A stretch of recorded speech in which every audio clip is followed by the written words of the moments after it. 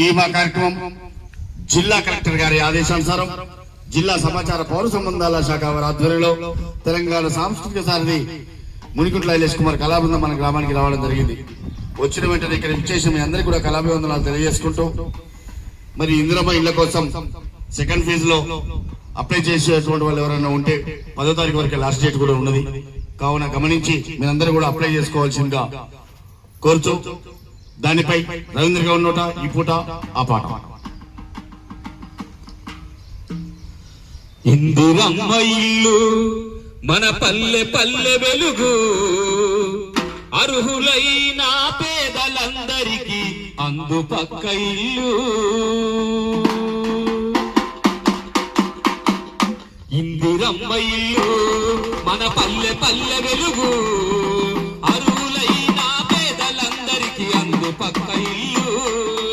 ఇందిరమ్మ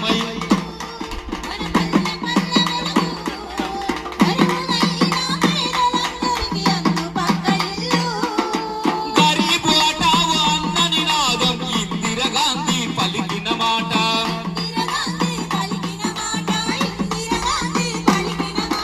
గరీబు అటావు అన్న నినాదం ఇందిరాగాంధీ పలికిన మాట.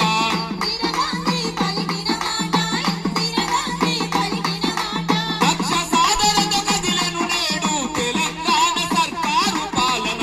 ఇందిరమ్మ ఇల్లు మన పల్లె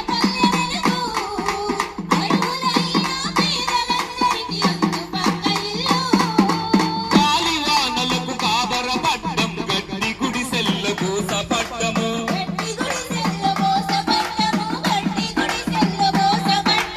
ఎండకు ఎండి వానకు తడిసి గుడిసె గుడిసెలు మెదిలినమంతా.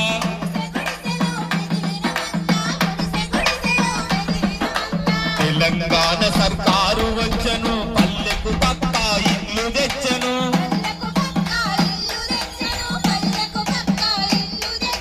మంచి రోజులు మనకు వచ్చినై, ఇందిరమ్మ ఇల్లు వచ్చినై. ఇందిరమ్మ ఇల్లు మన పల్లె